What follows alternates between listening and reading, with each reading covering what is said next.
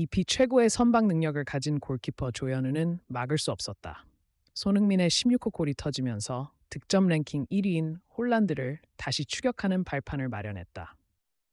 토트넘 호스퍼 스타디움은 손흥민 응원가로 미쳐 날뛰자 승리를 확신한 아스널의 아르테타 감독의 얼굴은 사색으로 변하기 시작했다. 이 장면을 본 일부 전문가들은 손흥민이 상대 골키퍼가 자신이 어디로 찰지 알고 있다는 것을 확신하고 막을 테면 막아보라는 식으로 슈팅하는 자신감을 보였다고 말하며 치열한 싸움에서 승리했다고 극찬을 아끼지 않았다. 토트넘은 28일 영국 런던의 토트넘 호스퍼 스타디움에서 열린 2023-2024 시즌 프리미어리그 35라운드에서 아스날과의 맞대결에서 손흥민의 추격골에도 불구하고 아쉽게 3-2로 패배했다. 이 경기에 앞서 열렸던 24일 2023-2024 시즌 프리미어리그 29라운드에선 첼시와의 맞대결에서 5-0 대승을 거두었다.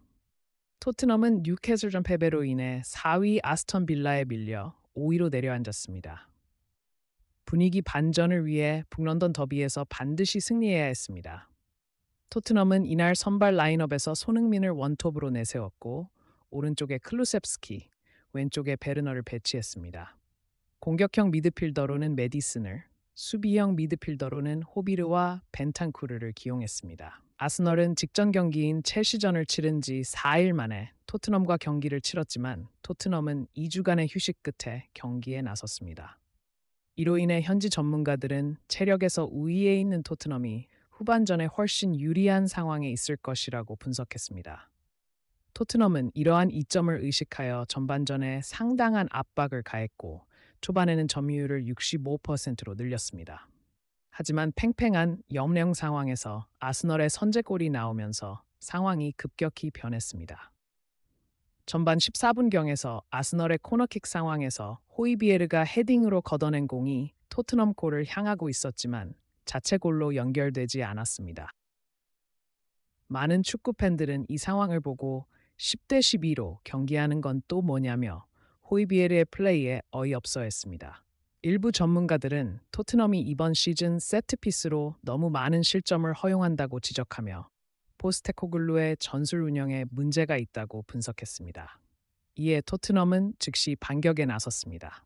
전반 20분경 토트넘은 왼쪽에서 프리킥을 얻었고 메디슨의 크로스를 받은 로메로가 헤딩슛을 시도했지만 골대를 맞고 골로 이어지지 않았습니다.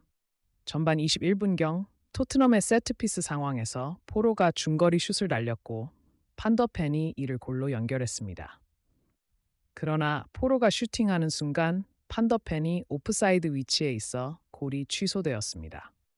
일부 전문가들은 2013년 오프사이드 규정 개정으로 인해 수비수에 맞고 굴절되는 상황이 오프사이드 판정에 영향을 미치지 않게 되었다고 설명했습니다. 그 순간 슈팅하는 선수 주변 동료의 위치가 중요하며 이 규정에 따르면 판더페의 상황은 오프사이드가 아니라고 분석했습니다. 토트넘의 골이 취소되자 경기는 아스널의 손에 넘어갔습니다. 전반 26분 토트넘 공격을 끊어낸 아스널은 신속히 사카에게 공을 연결했고 사카는 이를 이용해 토트넘 골망을 향해 공을 발착해 순식간에 2골차를 만들었습니다. 일부 전문가들은 벤 데이비스의 실수를 지적했습니다. 사카가 주로 왼발을 사용하므로 그가 왼쪽으로 이동해 슛을 시도할 것이라 예상했어야 했지만 반대쪽을 막아 슈팅 각도를 열어주었다고 지적했습니다.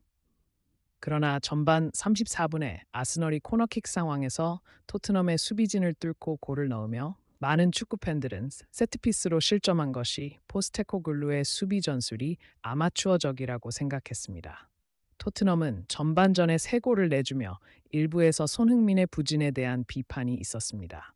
그러나 일부 팬들은 손흥민이 문제가 아니라 그를 지원하는 동료들의 패스가 상대 수비에 모두 실패하고 있다고 지적했습니다. 또한 일부 전문가들은 아스널의 탁월한 수비 조직력으로 인해 손흥민의 역할이 중앙에서 공을 빼앗아 동료에게 전달하는 것으로 변화하고 있다고 언급했습니다. 이들은 또한 상대방이 손흥민을 집중적으로 마크하며 수비벽을 세우고 있다고 언급했습니다. 이를 극복하기 위해 팀 동료들은 주변에서 공간을 만들고 움직여야 한다고 강조했습니다. 토트넘 선수들의 실력이 아스널에 비해 다소 부족한 것으로 보였습니다. 경기에서 손흥민을 효과적으로 막아내며 그를 고립시키는 아스널의 전략이 성공했습니다. 일부 분석가들은 아스널 선수들의 수준이 토트넘에 비해 더 뛰어나다고 평가했습니다. 특히 메디슨의 실력이 토트넘 후보 선수들에 비해 부족하고 좌우 윙어들도 후보 수준에 그치는 것으로 지적되었습니다. 후반전이 진행되면서 토트넘은 전력을 집중적으로 쏟아부어 점수 차이를 벌리기 시작했습니다. 후반 64분에는 아스널의 골키퍼 라야가 상대 선수 로메로에게 패스를 주었고 로메로가 골을 넣으면서 스코어가 1대3으로 벌어졌습니다. 이 장면을 지켜본 많은 축구 팬들은 양쪽 윙어들이 상대 선수들을 충분히 압박하지 않아 손흥민이 고립되는 모습을 비판했습니다. 미드필더진과 양쪽 윙어의 실수에 대한 비판이 높아졌습니다.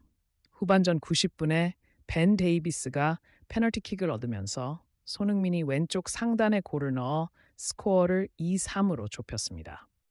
일부 전문가들은 손흥민이 6번의 페널티킥 중 한 번만 중앙으로 찼고 나머지는 모두 왼쪽으로 찼다고 지적했습니다. 골키퍼 라인은 손흥민의 슈팅이 막을 수 없는 위치에 있었고 엄청난 속도로 날아갔다고 설명했습니다.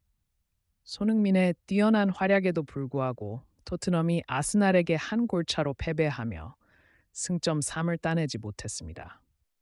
전문가들은 손흥민이 16번째 골을 넣으며 득점 랭킹 경쟁에 뛰어들었다고 언급했지만 6경기가 남아 아직 득점 왕 논의는 이른 것 같다는 의견도 있습니다. 다른 전문가들은 손흥민이 득점 왕 자리를 지킬 준비가 되어 있다고 강조했습니다. 14경기를 앞두고 살라가 1위였고 손흥민은 득점 랭킹 9위였습니다. 하지만 누구도 손흥민이 득점왕이 될 것이라고 예상하지 못했습니다.